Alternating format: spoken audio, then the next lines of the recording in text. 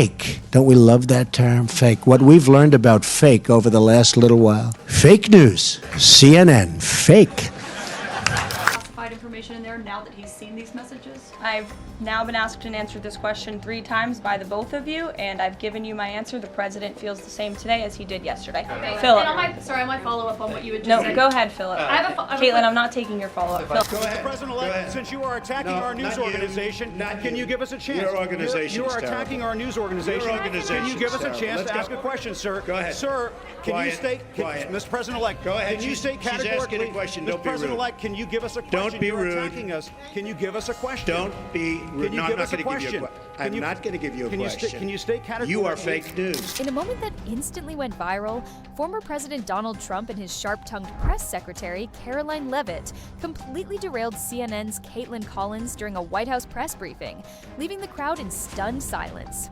No yelling, no arguing, just a mic drop moment that shook the press corps to its core. What began as a typical press exchange spiraled into a full-blown showdown.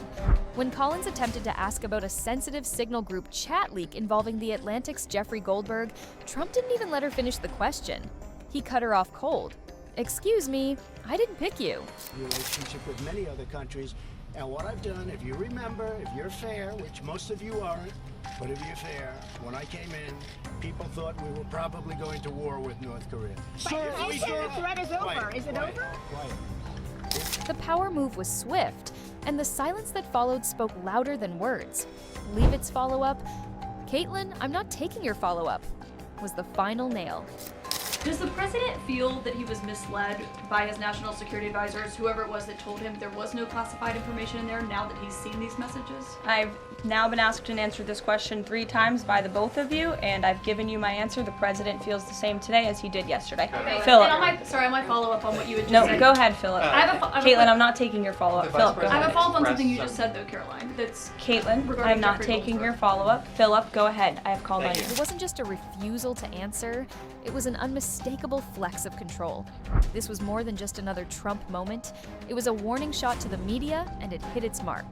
This video breaks down one of the most talked about political moments of 2025, when Trump and Leavitt teamed up in a press briefing that left even veteran reporters speechless. If you've followed Trump's political playbook over the years, you know he doesn't back down. But this level of dismissal, even by Trump standards, it was intense. The context? Trump is back in campaign mode, eyeing a return to the White House in 2024, or 2025 if you count the long transition.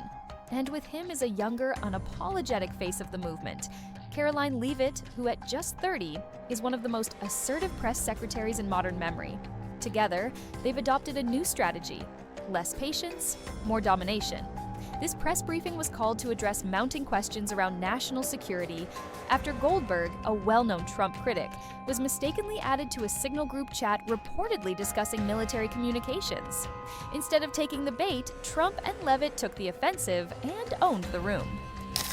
And I think it was a fake report done by CNN. Can I ask you a question? What do you have? Go ahead. No, that's enough. Go ahead. Can I ask? But that wasn't my question. The problem is you don't write the truth. So, as far as I'm concerned, I want to go to the next Can I one. ask you a question about? No, not CNN, please. Go The ahead. White House has not You don't. responded to these I told you. allegations. Ms. Bryant? CNN is fake news. Don't talk to me. Donald Trump's war with the media is nothing new. Ever since he declared his candidacy in 2015, he's labeled the press the enemy of the people, consistently accusing them of bias, misinformation, and outright hostility. It's a stance that won him praise from his base and condemnation from just about everyone else. But the current issue goes deeper. With the 2024 election cycle already revving up, Trump knows the press plays a major role in shaping public opinion. His tactic isn't just to defend himself, it's to discredit the entire media establishment.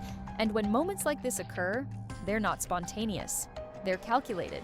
The Signal app leak gave reporters an opportunity to push for answers about Trump's internal operations. But the campaign flipped the script. Rather than defend, they attacked. And by refusing to answer questions from a mainstream outlet like CNN, Trump showed that he's rewriting the rules of engagement yet again. Let's look at how the moment unfolded in real time. CNN's Kaitlan Collins, known for her sharp questions and high-profile run-ins with Trump, asked about the Signal leak, referencing concerns over national security and information exposure. Before she could finish, Trump shut her down with a single line, "I didn't pick you." and we are making a lot of progress, so that's all I can report. But some very, very big talks are going and detailed talks are going on right now on both fronts. Mr. President, you said that your national security advisor learned a lesson after a reporter. Excuse me, I didn't make it. That alone sparked reactions. Some reporters murmured in disbelief while others fell silent.